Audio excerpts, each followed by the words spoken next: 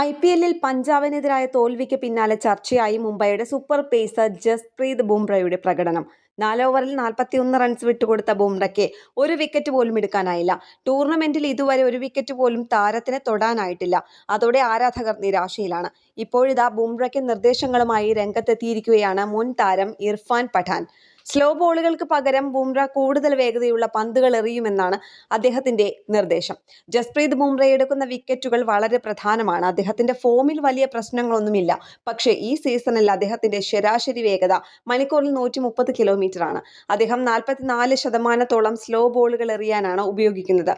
അതായത് ബുംറ എറിയുന്ന ഓരോ രണ്ടാം പന്തും സ്ലോ ബോളാണ്. പഠാൻ തന്റെ യൂട്യൂബ് ചാനലിൽ പറഞ്ഞു. എന്തുകൊണ്ടാണ് ജസ്പ്രീത് ബുംറ ഇങ്ങനെ ചെയ്യുന്നത്? ഇതിന് കൂടുതൽ ആഴത്തിലുള്ള അന്വേഷണം ആവശ്യമാണെന്ന് ഞാൻ കരുതുന്നു. അദ്ദേഹം കൂടുതൽ വേഗതയുള്ള ബോളുകൾ എറിയുകയും സ്ലോ ബോളുകളുടെ എണ്ണം കുറയ്ക്കുകയും ചെയ്താൽ ഫലമുണ്ടായേക്കാം. ഇത് വളരെ ലളിതമായ പരിഹാരമാണ്. ബുംറയ്ക്ക് കോച്ചിങ് ആവശ്യമില്ല. പക്ഷേ ഈ കണക്കുകൾ എന്താണ് സംഭവിക്കുന്നതെന്ന് കാണിക്കുന്നുണ്ടെന്നും അദ്ദേഹം കൂട്ടിച്ചേർത്തു.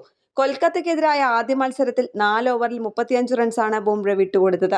ഡൽഹിക്കെതിരായ രണ്ടാം മത്സരത്തിൽ 4 ഓവറിൽ 21 റൺസും രാജസ്ഥാനെതിരെ 3 ഓവറിൽ 32 റൺസും മുംബൈ പേസർ വഴങ്ങി. RCBക്കെതിരെ 35 റൺസും കഴിഞ്ഞ ദിവസം പഞ്ചാബിനെതിരെ 41 റൺസും ബാറ്റർമാർ അടിച്ചെടുത്തു. ഈ 5 മത്സരങ്ങളിലും ഒറ്റ വിക്കറ്റ് പോലും നേടാനായിട്ടുമില്ല. ഇത് ചർച്ചയ്ക്ക് വഴിവെച്ചിട്ടുമുണ്ട്. ആരാധകർ ബുംറയുടെ പ്രകടനത്തിൽ നിരാശരുമാണ്. സ്പോർട്സ് ഡെസ്ക് കേരള പ്രണാമം.